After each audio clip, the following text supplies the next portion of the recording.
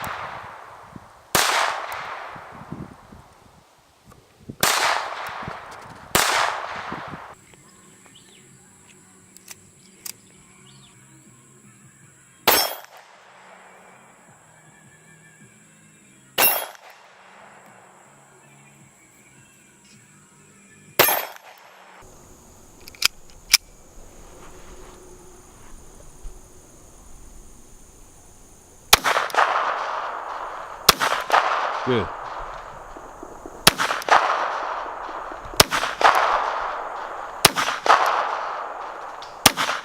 Good.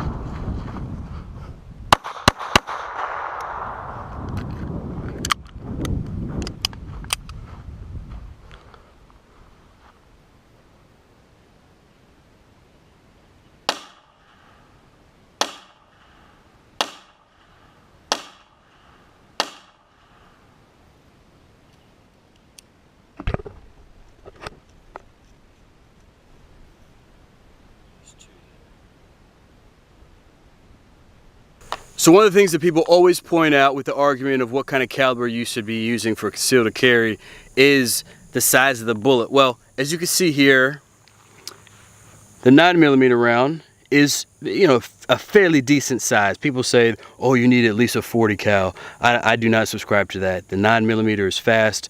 The recoil is manageable, so you get fast follow-up shots in comparison to the 22. So I could see the concerns, you know what I'm saying? But at the same time, if you could put shots on target quickly with this, I mean, I could put shots on target quickly with this. I could put shots on target even faster with the 22 round.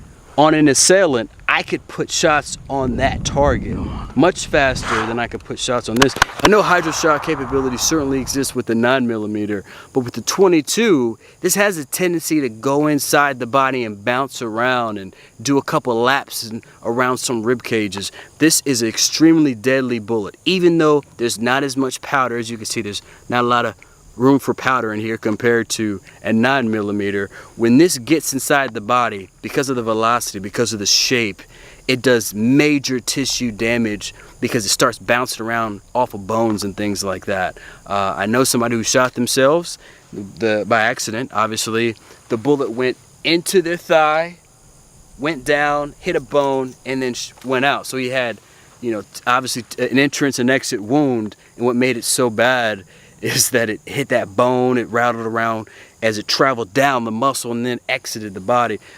I say all that to say this is something to consider. So let's do a little bit more shooting and wrap this session up.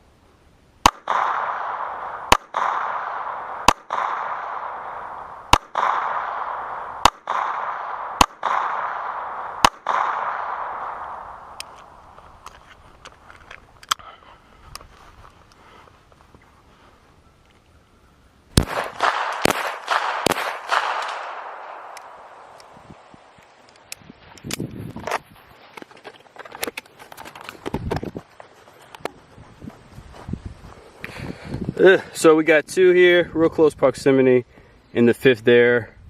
I mean, that's still within the hand.